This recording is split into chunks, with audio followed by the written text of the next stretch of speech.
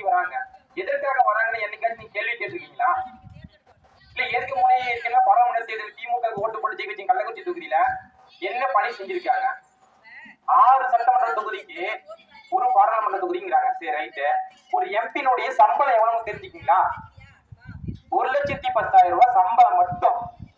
மாசம் தொகுதி பணிகளுக்கு மட்டுமே 1 லட்சம் ரூபாய் ஒதுக்குது. அப்பதான் நீங்க கணக்கு போட்டு பாருங்க. 5 வருஷம் ஆள்றாங்க. ஒரு வருஷத்துக்கு 12 மாசம். அப்போ 5 வருஷத்துக்கு எத்தனை கோடி ஆகுதுன்னு கணக்கு போட்டு பாருங்க. சம்பளமும் இருக்கு.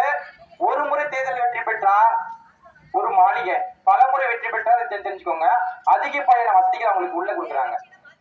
அவங்க அனுபவிக்கிற ஒரு மணித்துளிக்கும் செலவு பண்ற பணம் யாரு பணம் தெரியுங்களா? நம்மளுடைய வரி பணம் தான். இப்ப இருக்கிற நம்ம பிரதம மந்திரி அவருடைய சம்பளம் கொடுக்கல. நம்ம ஒவ்வொரு பணத்துலயும் ஒவ்வொரு பொருளையும் டாக்ஸ் கட்டுறோம்.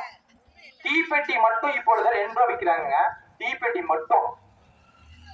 எல்லா மூலப்பொருள் மேலுமே ஜிஎஸ்டி போடுறாங்க.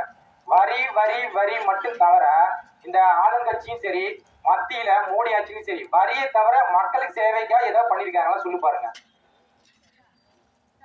142 லட்சம், அதாவது 142 கோடி 86 லட்சம் பேர் இருக்காங்க இந்தியாவில.